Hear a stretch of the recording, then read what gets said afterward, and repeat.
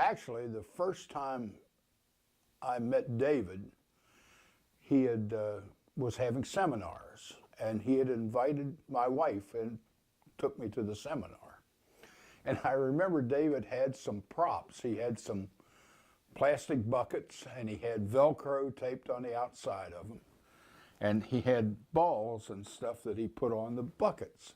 And he said, now this is the home before the people come in to take it. And he said, these are assets. Now you can have them in the home, at which point you never get them out, or you can have them outside the home, and then nobody can take them.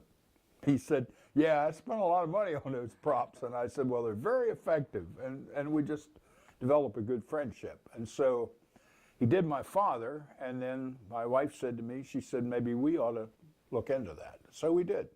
We were into elderly care. I had a father who is currently 102 years old, and we needed a place to put him, and David started to take care of that. Before that, I just wasn't concerned about it at all. We just kind of went along. I mean, you know, we knew that we had to plan sometime in the future, but it was one of those things that we just kept putting it off and putting it off.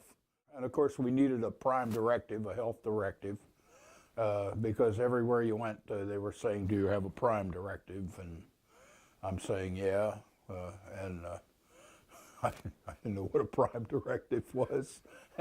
So anyway, David took care of our prime directive, and he did everything else, and gave me these wonderful binders that he said, here, go home and read these, and make sure you know what's going on. And the thing that impressed me was that how thorough they were. I mean, he breaks everything down into units, and here, here, here, and here, and here, here, here, and here. And you just follow that along. And I mean, just one of those things that everything falls into place. What he does is he shows us how to preserve some assets, elder care. I mean, it's, frankly, I think the problem in America today is it seems as though we have people who are very greedy, who want to take things, and they overcharge for a lot of stuff. And I don't think that's right. And unfortunately, people are living longer, and they get disabled and they can't do anything. And I mean, it's just a tough road. And you can just eat up every asset that you've worked your whole life to put together. And to just watch that go up in smoke, I mean, I want to leave a little something to the kids when I go.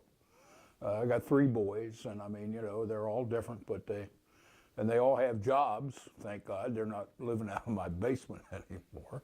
But it's still, it'd be nice to leave something to them, or to leave something to what I want to leave it to, not to have some greedy person come in and usurp it all. David is very fair, okay? David comes in, and he's the kind of guy you can get a hold of. You know, when you go to that place and you're not sure, and somebody says, well, if you do this, you'll save so-and-so. And you go, oh, thank you. You didn't have to tell me that. No, but it's the thing to do. And that's David. I mean, David's the kind of guy that says, you know, hey, this is the way we're going to do it, and this is how you will benefit from it. He's just kind of like family. You come in, you deal with him, and I mean, he's very pleasant, knows his business, got good help, and just does everything right. That's awesome. He sits with his paper and he'll show me, and he can write upside down, which is a real talent.